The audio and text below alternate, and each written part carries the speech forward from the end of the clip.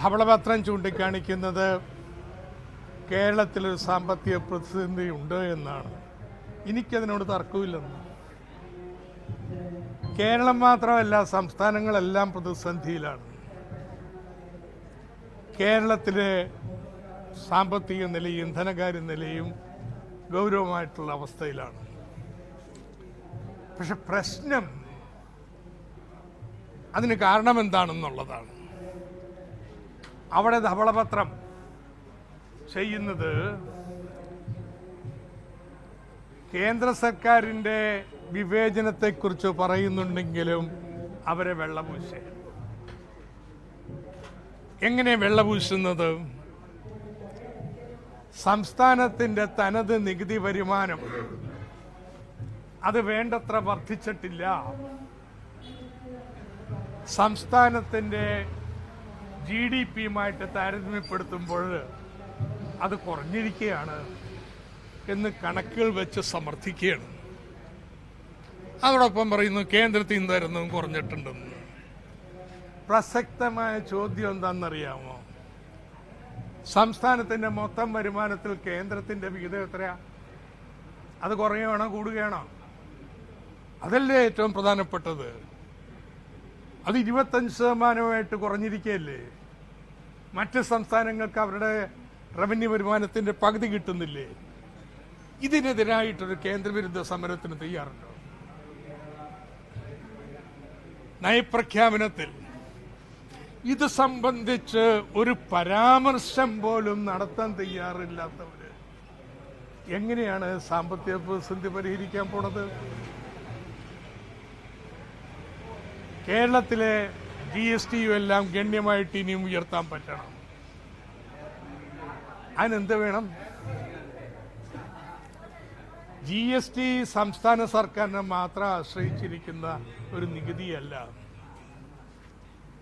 സംസ്ഥാനത്തെ പകുതി നികുതി പിരിക്കുന്നത് കേന്ദ്ര അല്ല, സംസ്ഥാന സർക്കാരിന്റെ ഡിപ്പാർട്ട്മെന്റ് മാത്രമല്ല. കേന്ദ്ര സർക്കാരും പിരിക്കുന്നുണ്ട്, സംസ്ഥാന സർക്കാരും പിരിക്കുന്നുണ്ട്.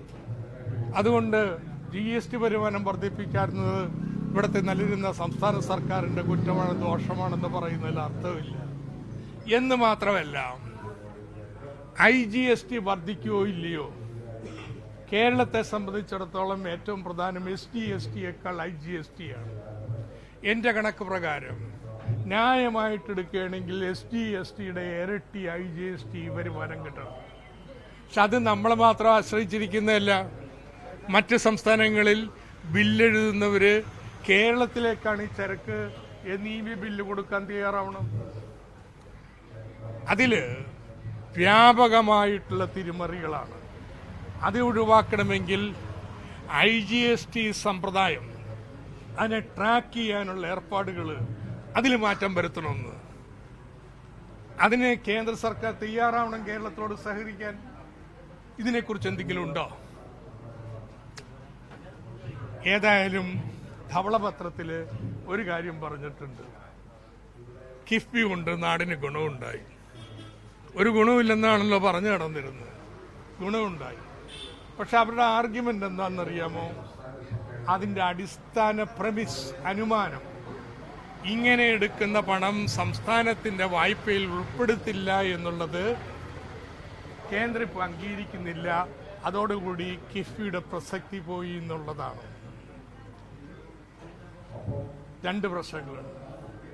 ഒന്ന്, ഈ കേന്ദ്രത്തിന്റെ വാദത്തെ തുടക്കം മുതൽ അംഗീകരിച്ചവരല്ലേ UDF?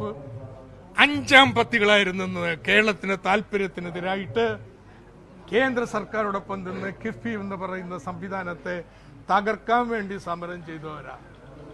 നിയമസഭയിൽ നടത്തിയ പ്രസംഗങ്ങൾ വായിച്ചു കേട്ടോളൂ.